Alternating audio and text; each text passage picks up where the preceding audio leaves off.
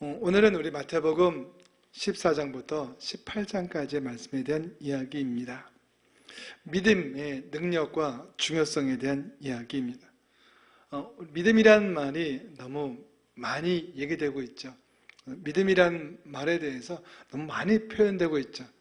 그러다 보니까 믿음에 대한 참 의미도 모르는 채 말하는 수가 있고, 믿음이 있다 없다 하는데 과연 믿음이 없는 것은 무엇이고 있는 것이 무엇인지 그 정확한 구분이 안 된 상태에서 그냥 자기도 모르게 그냥 표현적으로 표현할 수가 있는데, 오늘 예수님이 그 믿음을 작다 크다, 믿음이 없다 있다 라는 표현을 통해서 우리 주님이 정말 제자들과 함께 사역하시고 많은 무리들과 함께 있으면서 그들에게 판단적인 용어를 거의 쓰신 적이 없습니다. 그런데 유독이 이 믿음이라는 부분에 있어서 주님이 판단하십니다. 적다 하시고 크다 하시고 옳다 하시고 아니라 하시고 있다 하시고 없다 하시고, 그만큼 믿음은 중요하다는 것입니다. 그리고 믿음에 대한 오해는 아주 심각한 피해를 가져올 수 있다는 것입니다.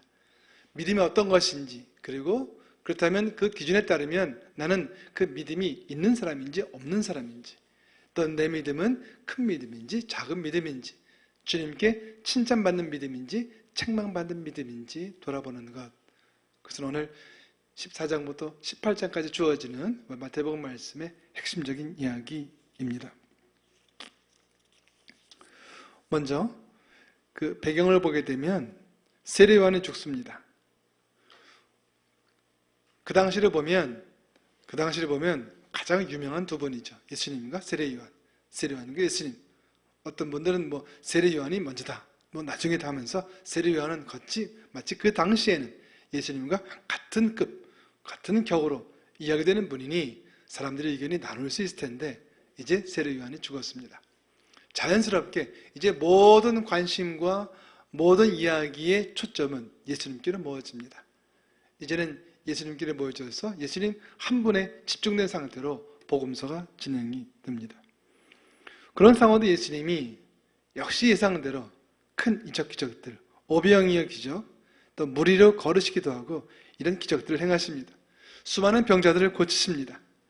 그리고 이제 표현이 더 진도가 나가는데 예수님의 옷에 손만 대어도, 예수님 옷가에 손만 대어도 나음을 입는 정도, 그 기적 이적의 정도가 아주 점점 더 발전되고 있고 커지고 있는 것. 따라서 이렇게 말하고 있는 거죠. 자연스럽게. 이런 예수님을 믿지 않는 게 자연스러운가? 산상수훈의 그 말씀을 들어보라. 이게 어찌 세상에서 배운 사람의 목소리요 교훈인가? 그가 행하는 이적들을 보라. 너희는 이런 이적을 행한 적을 본 적이 있는가? 들은 적이 있는가? 이런 귀한 말씀을 듣고 이런 놀라운 이적 기적들을 체험하고도 예수님 믿지 않는 것은 부자연스러운 일이다. 예수님 믿는 건 너무 자연스러운 일이며 예수님 믿지 않는 건 참으로 귀한 일이다 라고 하시며, 오늘 본문은 예수님에 대한 믿음, 그것이 우리에게 얼마나 자연스러운 일이고 예수님 믿지 않는다? 그것은 정말 이상한 일이라는 것을 다시 한번 우리에게 깨닫는 기회, 시간으로 주십니다. 오늘은 예수님이 그 믿음에 대한 평가의 부분들을 한번 나누기를 원합니다. 믿음이 얼마나 중요한지 예수님은 남을 평가하지 마라, 남을 판단하지 말라 하셨는데 믿음 문제만큼은 예외였습니다. 예수님은 믿음 문제만큼은 판단하셨습니다. 작다 하셨고 크다 하셨고 있다 하셨고 없다 하셨고 칭찬하셨고 책망하셨습니다. 믿음에 대해서만큼은 예수님께서 분명하게 선을 그으셨습니다. 예수님은 우리들의 믿음을 평가하시는데 그 믿음 평가는 크게 두 가지, 책망받은 믿음이 있고 칭찬 듣는 믿음이 있습니다. 먼저 책망받은 믿음의 대표적인 사례로 의심하는 믿음과 적은 믿음이 있습니다. 베드로는 대표적으로 의심하는 믿음의 사람이었습니다. 마태복음 14장 29절로 31절까지 말씀 같이 읽겠습니다. 시작. 그러자 예수께서 오너라 하고 말씀하셨습니다. 그러자 베드로는 배에서 내려 물 위로 걸어 예수께로 향했습니다. 그러나 베드로는 바람을 보자 겁이 났습니다. 그리고는 바람을 물속으로 가라앉기 시작하자 베드로가 소리쳤습니다. 주여 살려주십시오. 예수께서 곧 손을 내밀어 그를 붙잡으시며 말씀하셨습니다. 믿음이 적은 사람아 왜 의심했느냐? 믿음이 적다 하시고 의심했다고 하십니다. 책망받는 믿음의 대표적인 사례입니다. 예수님이 누구를 볼 때, 베드로가 누구를 볼 때 무리를 걸었습니까? 예수님 볼 때입니다. 예수님 볼 때 자연스럽게 무리를 걸었습니다. 근데 시야를 돌려서 예수님이 아닌 바람을 볼 때 베드로는 물 위로 빠져 들어갔습니다. 믿음은 그런 것입니다. 믿음은 예수님 바라보는 것입니다. 그리고 예수님 바라볼 때 예수님 바라보는 그 믿음은 우리를 물 위로 걷게도 합니다. 기적기적을 행하는 기적기적의 중심인물이 되기도 합니다. 그러나 그 믿음이라는 것은 내가 가진 능력이 아니기 때문에 내가 어떤 능력 갖춰서 그 변하지 않는 능력으로 무리를 걷는 것이 아니라 믿음이 있는, 믿음이라는 것이 조건이 되어서 믿음이 있을 때 그 능력 때문에 무리를 걸을 수도 있지만 그 능력이 사라지는 순간에 그 능력은 우리의 고유의 능력이 아니고 예수님의 능력이기 때문에 예수님 바라보지 않고 상황이나 바람이나 환경 바라볼 때 그 믿음이 사라질 때 바로 곧 즉시로 물 속으로 빠져들어갈 수 있다는 것을 보여줍니다. 그럴 때 이런 믿음에 대해서 예수님은 의심하는 믿음이라고, 믿음이 적은 것이라고 책망하십니다. 저와 여러분의 믿음은 어떤 믿음인지 모르겠습니다. 우리 주님께서 우리에게 선한 일 행하실 때, 기도 응답할 때, 믿습니다 그러는데 내가 생각했던 대로, 내가 기도한 대로 되지 않았을 때 과연 우리가 감사하면서 기뻐하면서 우리 주님께 영광을 돌리는지 모르겠습니다. 오늘 성경은 가르쳐줍니다. 하나님께 돌리는 영광은 조건에 연결돼서는 안 됩니다. 왜냐하면 그분의 영광은 변할 수 없는 영광이기 때문입니다. 따라서 이 믿음은 변하지 않는 것이 믿음이 되어야 합니다. 예수님 바라보는 믿음이 되어야 합니다. 저와 여러분이 눈길을 예수님께 고정하는 것, 오늘 그것을 성경은 믿음이라고 말합니다. 믿음은 무엇인가? 눈과 관련된 이야기입니다. 눈이 예수님께로 향해 있는 것. 사람이 자기 믿는 것을 본다는 것입니다. 어떤 위기 닥쳤어요. 애들은 누굴 바라볼까요? 엄마를 바라봅니다. 그리고 힘이 약한 사람은 자기를 도와줄 힘 있는 사람 바라봅니다. 본능적으로 자신을 도울 사람을 바라보는 것, 그 사람의 본능입니다. 예수님 바라본다는 것은 나를 도울 도움이 예수님께로 온다는 것을 이미 내 몸이 그것을 체득했다는 이야기고, 그것이 내 몸의 생활화, 실제 내 몸의 체질이 되었다는 것이고, 정말 중요한 순간 딴 데 바라본다. 그래서 내가 믿음이 있다고 착각했지만 실제 내 믿음은 예수님에 대한 것이 아니라 재물과 권세와 권력과 명예에 대한 것일 수 있습니다. 평상시에 모를 수 있습니다. 그러나 위기의 순간에, 정말 급한 순간에 우리의 믿음의 실제가 드러날 수 있습니다. 저와 여러분은 삶의 많은 자리에서 이미 경험했을 줄 믿습니다. 그 경험에 따르면 나의 믿음은 베드로의 믿음입니까? 아니면 칭찬받는 그런 사람의 믿음입니까? 오늘 이 자리를 통해서 자신의 믿음을 한번 돌아볼 수 있기를 바랍니다. 또 한 가지입니다. 17장에 적은 믿음으로 책망받은 제자들이 있습니다. 마태복음 17장 18절로 20절 말씀 같이 읽겠습니다. 시작. 예수께서 귀신을 꾸짖으시자 귀신은 아이에게서 나갔고 바로 그 순간 아이가 나았습니다. 그때 제자들이 예수께 다가와 따로 물었습니다. 어째서 저희는 귀신을 쫓아내지 못했습니까? 예수께서 대답하셨습니다. 너희 믿음이 적기 때문이다. 내가 진실로 너희에게 말한다. 너희에게 겨자씨 하나를 만한 믿음만 있어도 이 산을 향해 저기로 옮겨라 하도 옮겨갈 것이요 너희가 못할 일이 없을 것이다. 여러분들은 겨자씨를 본 적이 있는지요? 저는 겨자씨를 언제 한번 때가 있어서 또 교회에서 일이 있어서 포장한 적이 있습니다. 왜? 성도님들에게 겨자씨 하나씩을 비닐봉지에 담아서 나눠준 적이 있기 때문입니다. 혹시 여러분들 교회 경력이 오래된 분 계시면 겨자씨를 봉지에 담아서 받은 분이 계시면 제가 쌓은 봉지에 있는 그 겨자씨 정말 작더라고요. 무슨 깨? 제가 깨를 잘 모르지만 깨보다 작으면 작았지 크진 않았습니다. 정말 작은 그 씨 하나하나를 이게 비닐봉지에 넣는 것도 보통 일이 아니었습니다. 이렇게 넣어가지고 포장해야 되는데 그 작은 씨 하나만큼의 믿음의 능력이 얼마나 위대한지 아주 조그마한 믿음이 있어도 산도 옮길 수 있다고 합니다. 여러분에게 묻습니다. 여러분의 믿음은 산을 움직일 수 있는 믿음입니까? 아니면 못 움직입니까? 못 움직인다면, 또 못 움직인다고 확정적으로 말씀한다면 여러분의 믿음의 크기는 규다시보다 작습니다. 과연 여기 있는 그 누가 목사님, 저는 예외입니다. 제 믿음은 규다시보다 큽니다. 예, 저는 그분이 내게 나오면 부탁할 것입니다. 평택에 산이 하나 없습니다. 금강산 중에 하나만, 저 금강산 굉장히 많은데 12,000명 중에 더도 말고 하나만 좀 옮겨서 우리 평택에도 산이 하나 있으면 좋겠습니다. 할렐루야. 할렐루야. 저는 그런 분이 나왔으면 좋겠습니다. 목사님, 제가 믿음이 생겼습니다. 제가 겨자씨 2배만큼 믿음이 생겼습니다. 그러면 산이 2개 오겠죠?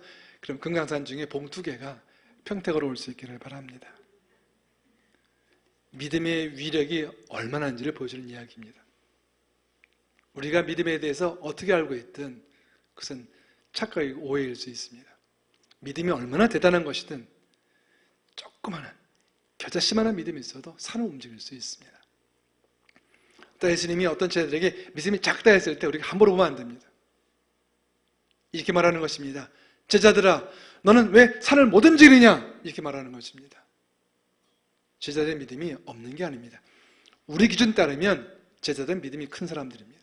아마 제자들이 지금 우리 가운데 있어가지고 활동했다면 아마 믿음이 큰 사람으로 박수 받았을 거예요. 근데 그 정도의 사람도 예수님 앞에 서면 책망받는 작은 믿음의 사람이라는 것입니다. 다시 한번 믿음을 돌아보기를 원합니다.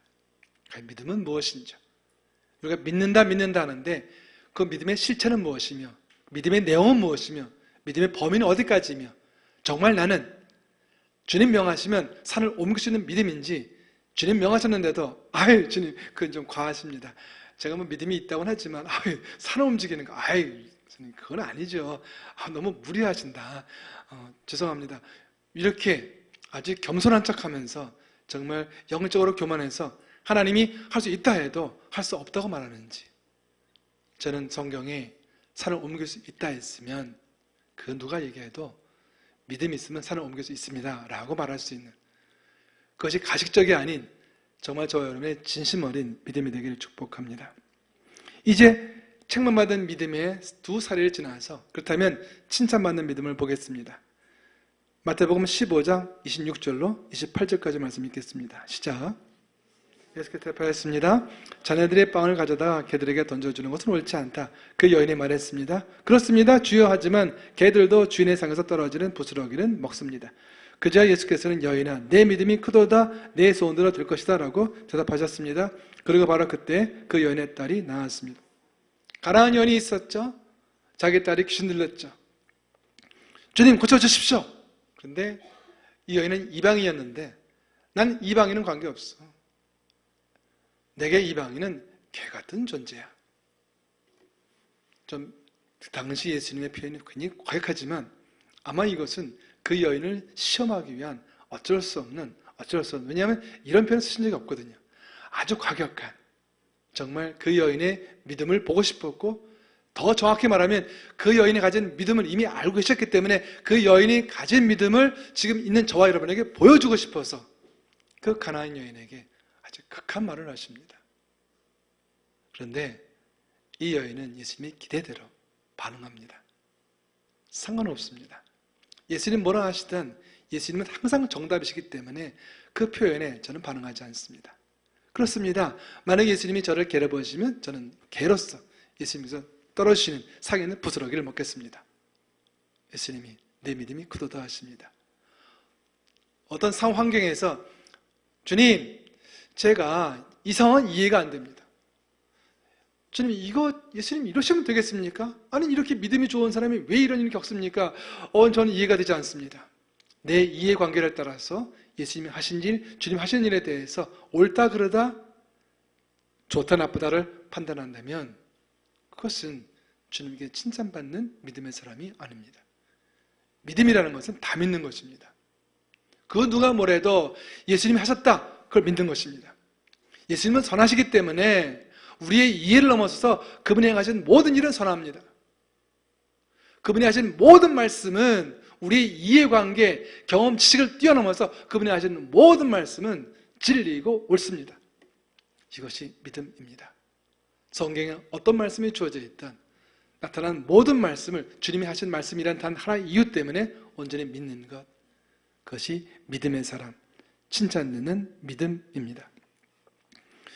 가나안 여인이 칭찬을 들었고 또 베드로가 칭찬을 들은 적이 있습니다. 마태복음 16장 16절로 18절까지 말씀 읽겠습니다. 시작. 시몬 베드로가 대답했습니다. 주는 그리스도이시며 살아계신 하나님의 아들이십니다. 예수께서 대답하였습니다. 요나의 아들 시몬아, 내가 복이 있다. 이것을 내게 계시하신 분은 사람이 아니라 하늘에 계신 내 아버지시다. 그리고 내가 너에게 말한다. 너는 베드로다. 내가 이 반석 위에 내 교회를 세울 것이니 지옥의 문들이 이것을 이길 수 없을 것이다. 아멘. 신앙 고백입니다. 신앙 고백이 있는 사람, 그 믿음을, 신앙 고백이 있는 그 사람의 믿음을 칭찬하십니다. 저와 여러분의 믿음이 하나님께 드리는 신앙 고백이 되기를 원합니다. 이제 마지막으로 한 가지 정리하겠습니다. 그렇다면 칭찬 듣는 믿음, 책망받은 믿음이 있습니다. 그러면 우리가 가야 될 궁극적인 믿음의 길은 어떤 믿음인가? 예수님이 두 가지로 요약하십니다. 오늘 14장부터 18장까지 주어지는 가운데 중간중간에 아주 중요한데 슬쩍슬쩍 들어간 본문들이 있습니다. 이것은 예수님께서 자신의 십자가 지심과 부활에 대해서 두 번 예고하십니다. 중요하게 부각시키지 않고 어떤 이야기 사이에 슬쩍 쪘는데 두 번 들어갑니다. 누가 봐도 엄청난 강조입니다. 그리고 우리가 아는 바대로 십자가와 부활과 십자가는 우리 기독교 신앙의 두 축이 아니겠습니까? 그렇게 중요한 얘기를 슬쩍슬쩍 마치 삽입된 이야기처럼 넣습니다. 믿음에 대한 전체 흐름 얘기를 하면서 믿음 얘기의 큰 흐름 속에 예수님의 십자가와 부활의 이야기를 두 번 아주 가볍게 얹어놓습니다. 그러면서 우리에게 판단을 맡기는 것 같습니다. 십자가와 부활과 우리가 가져야 될 진정한 온전한 믿음을 연결하고 계십니다. 진정한 믿음은, 온전한 믿음은 어떤 것인가? 십자가와 부활에 대한 믿음입니다. 전 저와 여러분의 믿음이 십자가와 부활에 대한 믿음이 되길 축복합니다. 우리 한번 선포합시다. 내 영혼아, 믿음이 있을진데 십자가와 부활에 믿음이 있을지어다. 오늘은 제가 좌우에 있는 분들 얘기를 하지 않겠습니다. 빨리 저는 좌우에 있는 분들 얘기하면 참 그걸 중요하게 생각하기 때문에 빨리 코로나 바이러스가 지나가서 옆에 있는 분들에게 말할 수 있는 시간이 빨리 오기를 축복합니다. 십자가와 부활에 대한 믿음, 정말 중요한 믿음입니다. 그리고 한 가지 더 얘기하십니다. 오늘 18장 천국 복음에 대한 이야기입니다. 마태복음 18장 4절 말씀 읽겠습니다. 시작. 그러므로 누구든지 자신을 낮추는 것이 하늘나라에서 큰 사람이다. 아멘. 믿음을 하늘에서 큰 것으로 연결합니다. 우리의 믿음의 방향이, 가치 기준이 하늘이 되어야 된다는 이야기입니다. 이거 뭐가 오라 하지 말고 하늘에서는 뭐가 클까라고 질문하는 이야기입니다. 하나님께서는 어떤 것을 기뻐하실까 이렇게 물으라는 이야기입니다. 사람들은 뭘 좋아해? 사람들은 뭘 원해? 대수가 많은 사람들이 뭘 원할까 묻는 것이 아니라 하나님이 원하시는 것이 무엇일까? 하나님께서 원하시는 것이 무엇일까? 이렇게 묻는 물음이 믿음의 중심이라는 거예요. 즉 하나님 믿는 믿음이 내가 온전한 믿음 가진 사람이라면 하나님께 물어본다는 거죠. 근데 주님께 물어보지 않고 세상에 답을 구한다. 주님께 물어보지 않고 내가 가진 생각, 경험, 의지 이런 것들을 동원해서 내 스스로 판단한다. 참된 믿음의 사람이 아니라는 거죠. 참된 믿음의 사람은 모름지기 기준이 천국이고 기준이 하늘나라이기 때문에 이 땅이 아니기 때문에 반드시 하나님께 물어보고 하나님께 물어본 것을 답으로 삼아야 한다. 그것을 답으로 삼는 그 사람의 믿음이 온전한 믿음이다. 십자가 부활에 대한 믿음, 그리고 천국 가치 기준을 가지고 하나님께 물어보고 물어본 것을 답으로 얻는 것을 믿는 믿음. 이런 온전한 믿음을 갖고 나가는 사람이 되기를 원합니다. 오늘 말씀을 정리합니다. 예수님은 다른 어떤 것보다 그 믿음에 대해서는 평가하셨습니다. 적은 믿음, 큰 믿음이 있었고 의심하는 믿음이 있었고 칭찬받는 믿음이 있었습니다. 이 모든 중심에, 믿음의 중심에 십자가와 부활이 있었고 천국에 대한 가치관이 있었습니다. 주님께서 원하시는 믿음은 그런 믿음이었습니다. 천국에 대한 가치관을 갖고 하나님께서 뭘 원하시는가 그것을 마음의 중심에 둔 믿음이었습니다. 예수님께서 원하시는 믿음, 바람직한 믿음은 십자가와 부활에 대한 믿음이었습니다. 소원합니다. 축원합니다. 저 여러분의 믿음이 십자가와 부활에 대한 믿음이 되기를 축복합니다. 또한 소원합니다. 축복합니다. 저와 여러분의 믿음이 천국에 대한 가치관에 합당한 믿음이 되기를 원합니다. 기도하겠습니다. 하나님 감사합니다. 마태복음 14장 18장까지 긴 본문이지만 이 말씀을 통해서 저에게 믿음의 현 주소에 대해서 또 우리들이 가져야 될 믿음에 대해서 말씀해 주셨습니다. 하나님 말씀하신 그대로 그런 믿음의 사람이 되겠습니다. 십자가 부활에 대한 믿음의 사람이 되겠습니다. 천국 가치관을 가진 믿음의 사람이 되겠습니다. 바로 그런 이유 때문에 큐티하고 기도하고 큐티함으로 온전히 하나님과 동행하는 주의 종들이 되기를 원하오니 축복하여 주옵소서. 예수님 이름으로 기도하옵나이다. 아멘. 다음에 일어나서 봉헌 찬양 드리겠습니다.